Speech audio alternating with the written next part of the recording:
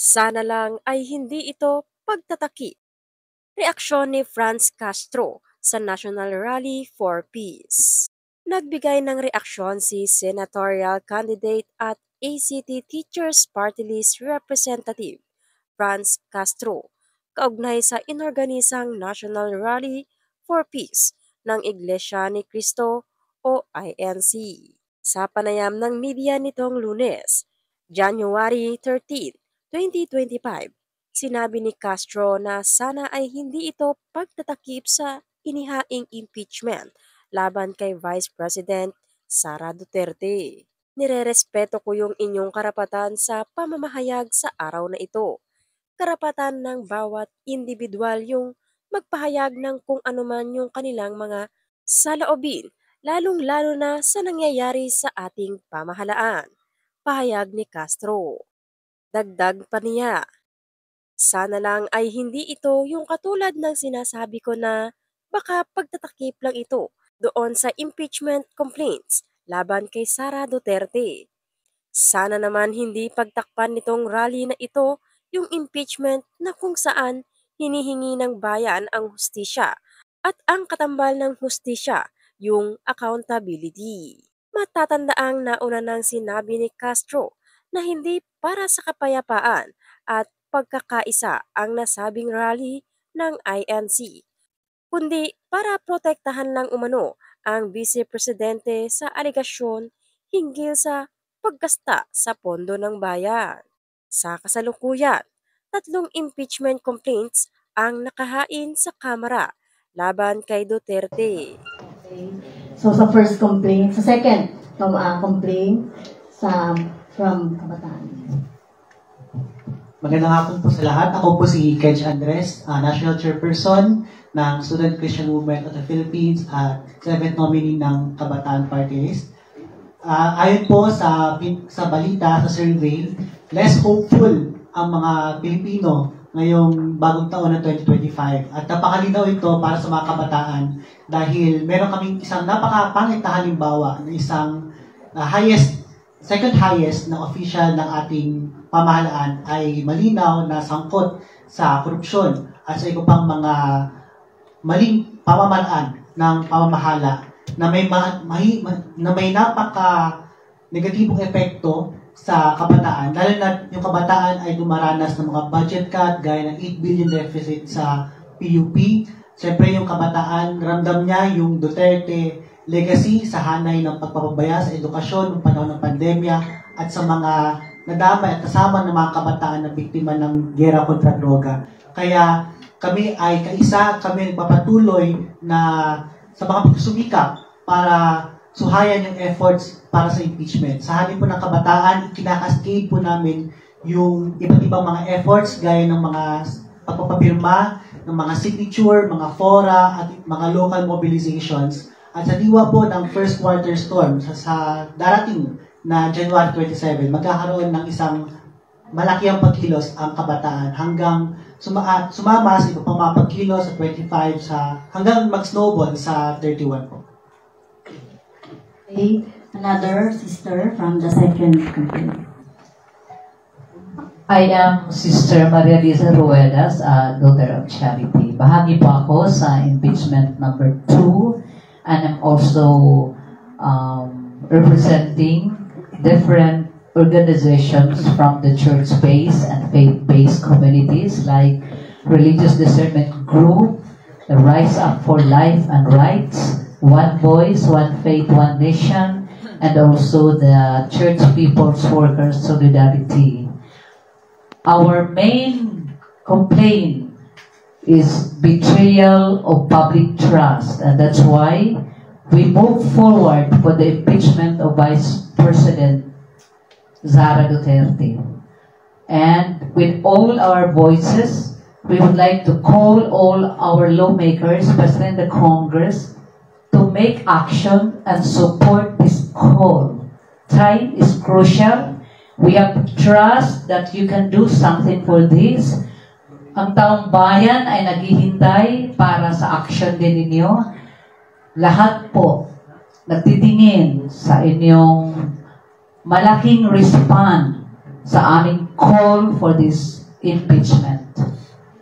Thank you.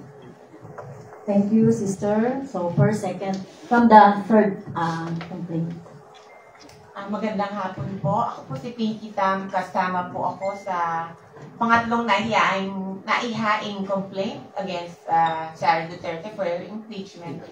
Kasi ito po ay isang moral na obligasyon na ng taong bayan. Kasama ko po ang mga kaparian, ang Union of People Lawyers ng Mindanao at ilang ibang organisasyon na sumusuporta, nananawagan po kami sa Kongreso na ihain na ito at iproseso na.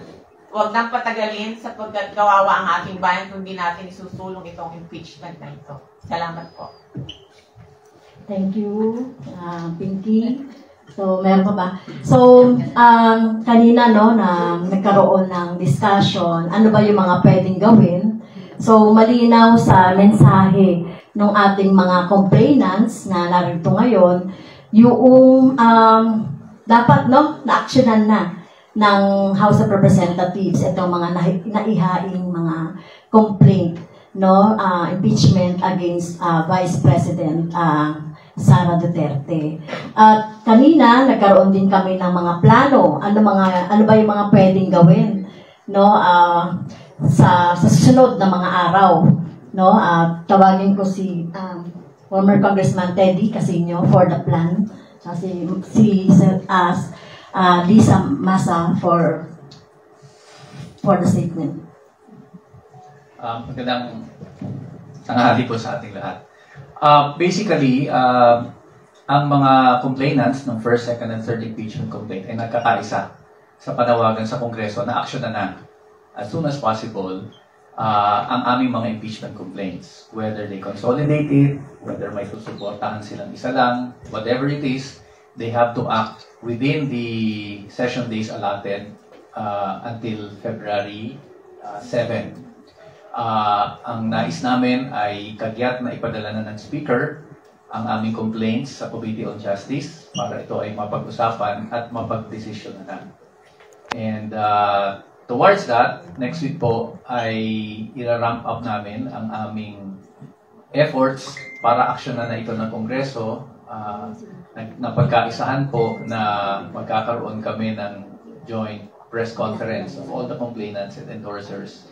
By next week, we will be issuing a joint statement at ang statement po ito ay ipapapirma din namin sa iba pang mga organisasyon in support of the impeachment complaint. So hindi na lang po yung mga complainants, even other sectors, other organizations, and individuals who would like to support the complaint. Ibubukas po namin ang prosesong yan. And then, we will be launching a series of mobilizations. Not only in support of the impeachment, but in support of issues of accountability, good governance, pati po itong problema natin sa ekonomiya, na ang demand ay harapin na ito ng Kongreso, ng gobyerno. So initially, ang mga dates ng mobilizations, there will be one on January 18, another on January 25, another on January 27 to be led by the youth, and then another on January 31. So this will be a series of mobilizations at iniisip po natin na ito ay mag-snowball, magpaabot ng malakas na mensahe sa mga miyembro ng Kongreso na action na ang impeachment complaint. At gusto ko namin before February 7 makarating na ito ng Senado para mag-trial na ang Senado. So yun lang muna siguro, yung press ko next week. Isa-set pa yung date kasi pag-uusapan pa ng iba't ibang mga grupo. So patuloy po yung aming pagtutulungan, coordination, but yun na nga, next week will be a showdown, start of the showdown here in the House on the impeachment. Salamat. Magandang hapon sa lahat. Gusto lang po namin i-anunsyo na sa ngayon, meron pong 111 signatories ng ating 3 impeachment complaints. Yung first complaint ay 25 individuals and organizations. Yung second complaint ay 74 individuals and organizations. At yung pangatlo po ay 12 na individuals and organizations. At gusto rin naming sabihin na ito pong mga complaint signatories na ito ay mga representatives, no, kumakatawan ng mas marami pang organisasyon. So kung tatansyahin po namin, maaaring 1,000 o mahigit pa na organisasyon ang sumusuporta dito sa impeachment complaint na ito. Kaya sa panahon na ipinail namin ito hanggang sa ngayon ay nakakalap na kami ng mga signatures na ilalabas natin in the future to support our assertion that Vice President Sara Duterte should be impeached and she should be impeached now. Maraming salamat. Sige, maraming salamat. So, meron ba tayong questions sa ating mga kasamang media? Sige, Red, from Manila Times. Yes po. First off, well, yung organizations, there are 111. Pero sa hanay po ng mga congressman, meron na po ba tayong numbers? Are we hoping to get the magic number of 111 or 106 numbers? 106 congressmen, yung 1/3. Are we expecting that? Sa ngayon, merong 6 na nag-endorse nitong impeachment complaints mula 1st hanggang 3rd. Nag-aantay pa tayo nung 4th kasi nandito parang merong majority daw na join. So, as of the moment, hindi pa natin nagagather yung enough na number. Pero ito na nga, yung first effort, ito nga yung effort natin, para ma-encourage, yung ating mga kasamahan sa Kongreso. Kasi ito, for complaint, parang, syempre, may positive, naman sa amin yon na ibig sabihin, parang meron ng go signal yung kanilang mga party, kung sakali. Hindi pa natin kasi alam kung sino-sino sila. So, as of now, Red, wala pa. Kaya nga, andito kami, yung ating mga complainants, para ma-push o ma-encourage na yung mga kongresista kasi sila yung kailangang bumoto as endorser nitong impeachment complaint. Kasi kung we all know that there's going to be a rally on the 13th, the rally of the Iglesia ni Cristo. And they're pushing nga po na wag nang ituloy yung impeachment. And of course, we know how powerful the Iglesia ni Cristo is. So, especially sa politics. So, do you think po ba itong pag-aalangan ng ilang mga possible sponsors na ito ay dahil they're possibly going to court the Iglesia? Kasi, this is going to be, I know na medyo nandun yung chance na they might not support or they might support it, pero baka bawian sila ng Iglesia sa 2025 elections. Your thoughts on it po? It's unfortunate, na may mga religious sector, may religious sect na I think naman yung kanilang rally for justice daw, or support, parang in-support na rin. For peace pala. For peace, pero siyempre, karapatan naman nila yun, mag-rally or magpahayag. Pero, siyempre, sa bahagi namin, ano ba yung panawagan ng grupo na ito? For accountability, For accountability, siyempre, transparency, at saka mapanagot talaga si Vice President Sara Duterte doon sa ginawa niya, spent doon sa confidential funds. At ma-trial na, matuloy na talaga yung trial.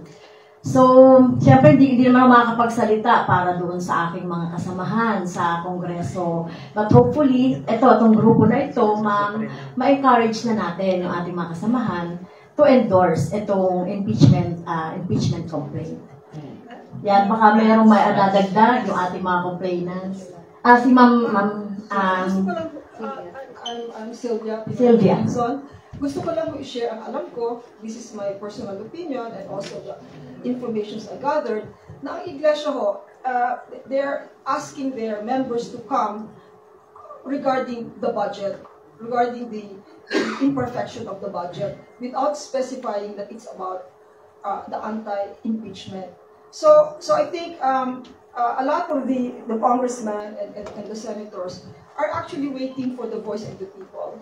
And the voice of the people is for impeachment because the ongoing delay of the ICC, the frustration and the exposure of the people in the Philippines, not only here but worldwide, watching the TFC Quadcom, has already conditioned the people to wait for something concrete out of all these investigations.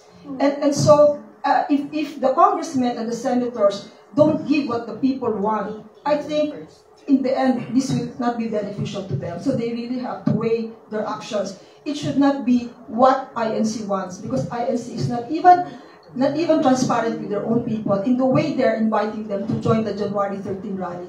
That is my information. Sorry? Sige,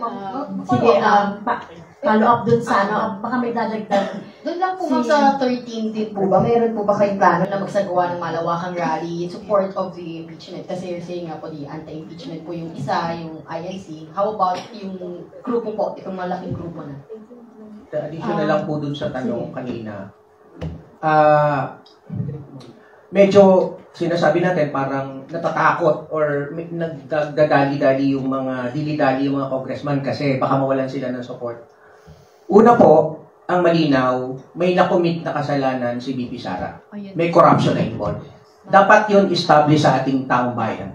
Establish sa taong bayan yun. Pangalawa, hinahamon namin ang Kongreso. Hinahamon namin ang mga congressman. Dapat manindigan kayo sa tama. At para manindigan kayo sa tama, basahin ninyo yung nakapile na 3 complaint.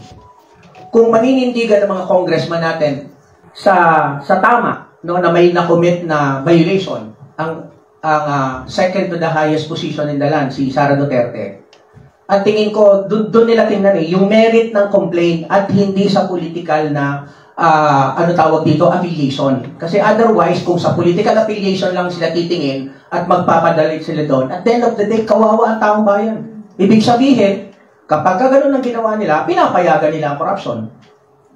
So, walang mangyayari sa atin. So, ang tingnan mo nila yung merit ng kaso, yung merit ng complaint. At dapat doon natin china-challenge yung mga congressman sa panahon ngayon.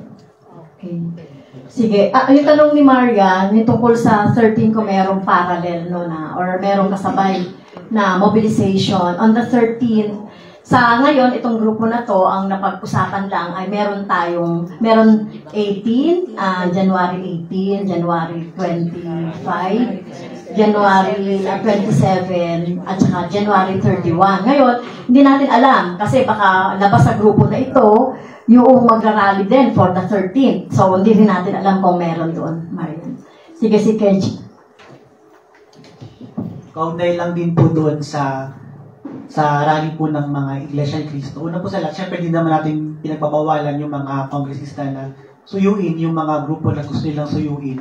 Pero gusto natin na mas mapagabag sila ng kanilang mga konsensya kaysa dun sa sumuyo ng mga political groups. Dahil malinaw po ito na itong bahagi na ito ay mapupunta lang po sa dalawang kampo yung ating mga kongresista. It's either they are pro-corruption or they are anti-corruption. At syempre, yung pagiging anti-corruption ay ang kanilang pagsuporta dito sa impeachment complaint laban kay Sara Duterte. At syempre, mensahe na rin po sa mga kapwa mananampalataya, syempre bilang mga kapwa Kristiyano sa Iglesia ni Cristo, ay makita din natin na kung totoo nga na para sa hustisya at kapayapaan yung rally ng Iglesia ni Cristo, ay kapayapaan po.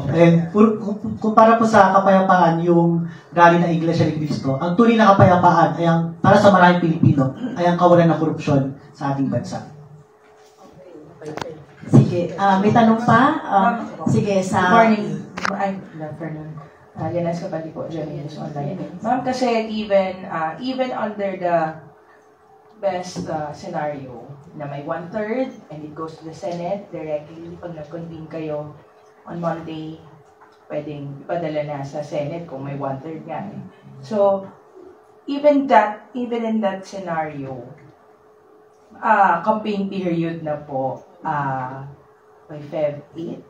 Feb 8, 8, 11. Second week ng Feb, campaign period na po. So, how do you view this timeline? Parang, I'm not even talking about the numbers in the Senate. Parang kahit may numbers kasi dito sa House, pagdating po din sa Senate, you have to contend with the campaign period and yung numbers pa sa Senate to impeach.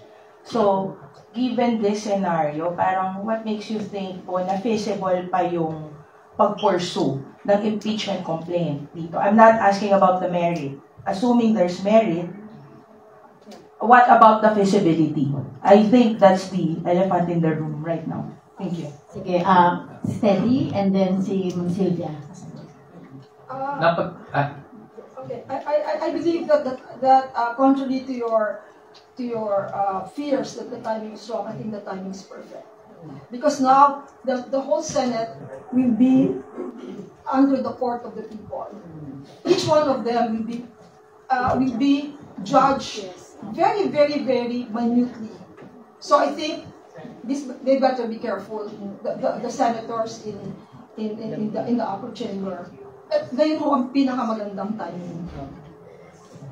Doon sa napag-usapan namin kanina, talagang open ang possibility that the impeachment trial will be stretched at aabot pa ito hanggang sa next Congress. Kaya, in other words, magiging usapin ng impeachment sa elections. And we will have to shift the campaign para ipanalo yung mga senador na pro-impeachment. So, yun yung sinasabi ni Ma'am kanina that this is in fact perfect timing because there will be a key issue na magiging usapin sa eleksyon. At manghihikaya tayo ng mamamayan na iboto ang mga senador na mag-impeach kay Sara Duterte. So that is really a very possible, probable outcome nitong pag na-action na ito before the break. Perfect. Yung sinabi ng ating mga complainants. Sige, may tanong pa. In other words, nothing okay. is lost. Okay, si...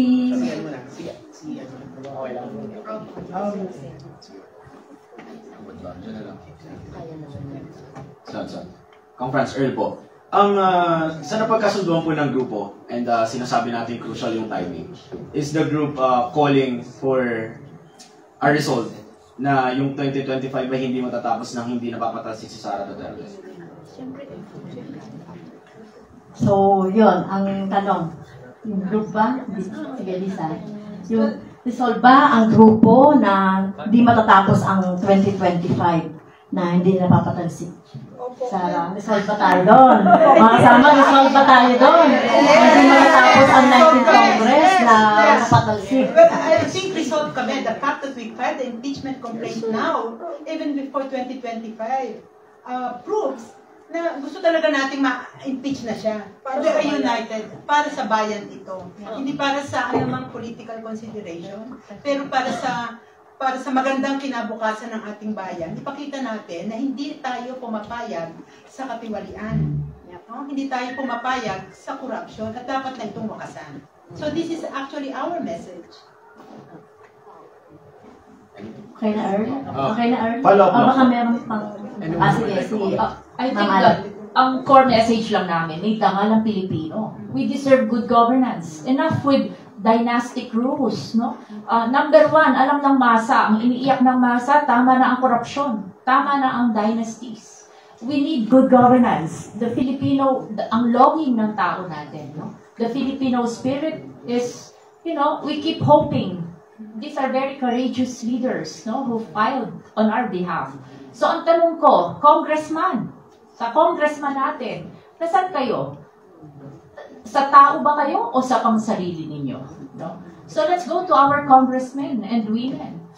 Tama na yung mga self-service na mga pamamaraan. Pagod na kami sa korupsyon. Bagsak na ang ekonomiya dahil sa korupsyon. So, kami ang boss, hindi kayo. No? Be servant leaders. May dangalang Pilipino. Ma'am, follow-up lang. Yes, sir. Follow-up. Kanina rin nagkaisa yung mga representative no, na tawaging corrupt and guilty si VP Sara Duterte dun sa ilang mga kaso na nakita. Yung ba ay nakabase po sa mga pagdinig ng Kamara, particular sa House Blue Ribbon Committee? Or ano po ba yung mga naging basehan natin doon para ma-reiterate lang sa taong bayan? Thank you po. Yes, sir. Siguro kung nasubaybayan nyo nakita yung content ng mga impeachment complaint, so particular sa second complaint na nakita ko ng buong buo, no? Betrayal of public trust. At nilagay din talaga natin doon yung mga dokumento, yung mga testimony ng mga noong mga naganap sa mga hearings sa good government and accountability. So nandoon yun. At tingin ko sa first ganun din meron din betrayal of public trust at saka yung yung graft and corruption, no? So nandoon lahat or sa third din ganun din. Si Sancho. Balikan ko lang po yung Sandro Chona po from Billionario. Balikan ko lang po yung sinabi ni Sir Teddy. If in case nga po na dahil nga inevitable din naman yung eleksyon at mangyayari siya. And another possibility nga na baka mag-take ng backseat yung impeachment, ano yung susunod na gagawin ng ninyo kung sakasakali nga po na mag-take ng backseat itong impeachment during the election? Kasi talagang kulang na rin po talaga. Realistically, talagang kulang na po sa oras. Actually, ang objective namin is that it will take a front seat during the elections. In other words, particular sa senatorial fight, that the impeachment will be a key issue. At kailangan sumagot ang mga senatorial candidates, will they vote for the impeachment or against the impeachment. At syempre, ang mga complainants at lahat ng sumusuporta sa impeachment ay manghihikayat sa botante na suportahan ang mga senador who will vote for the impeachment. So, rather than take a backseat, we think kapag inaksyonan ito ng Kongreso at dinala na sa Senado, it should take a front seat in the elections. Pero sir, yung scenario po na paano kung talagang upuan at hindi matuloy, talagang hindi siya gumalaw from where the impeachment complaints are, ano pong right now, ano pong gagawin ninyo? Well, una, Congress has 60 days to accommodate on the Committee on Justice sa 60 days. And precisely, kaya nga kami may mga pagkilos na sunod-sunod on January 18, January 25, 27, and 31 is to push Congress to fulfill its duty. Tandaan din natin, ang panahon ng Enero at Pebrero ay panahon ng mga upheavals sa politics in the past. EDSA 86 was in February, EDSA 2 was in January. So first quarter storm was in also January. So maraming nangyayari sa politika tuwing first quarter ng taon. At yun ang gusto natin mangyari. And then, that the support of the members of the House is really very important because kung ma-settle yung impeachment dito, Vice President Sara Duterte will be deemed impeached. So she will be an impeached Vice President. Of course, yung conviction nasa Senate. But that is already, yung impeachment niya dito sa House is already half the battle. Pero kung wala po talaga, hindi siya talaga gumalaw, what's next? Kasi it's a possibility po. I mean, tuloy pa rin mga tuloy daw, ating pagkalampag daw sa tuloy daw ang pagkalampag na talagang kumilos yung Senado. Okay? Sir, kasi base po din sa kasaysayan natin, since wala pa po ever na nangyaring impeachment trial or complaint na sinulong during an election season. So, sakali nga po, sabi nga ni Sandro, realistically speaking, hindi nga po gumalaw itong ating itinutulak na impeachment. Anong plano niyo po? Sa 20th Congress ba ay magpa-file na lang po ba ng panibago? Okay, Ma'am Sylvia? Before we move to that technical scenario, I think our congressmen and senators, they themselves brought out the facts that the person involved has been unfit to serve the country because she was silent on West Philippine Sea. this is very, very crucial to serving the people. And I think the senators and the congressmen, they have a duty to perform now. Okay. Dun sa Yung tanong tanong lang, ni Marian. hindi pwedeng walang mangyari because we still have 60 days until June 30. So, whether Congress likes it or not, they will have to act on these complaints within 60 days, within 60 session days. So, ang usapin na lang dyan, i-impeach ba nila o hindi? And, but hindi pwedeng walang mangyari, may mangyayari. Now, sa Senate, doon ang ibang usapin because the trial will most likely magpapatuloy ito hanggang sa susunod na Kongreso. Kaya nga importante yung election to ensure that pro-impeachment senators are elected. Red ulit.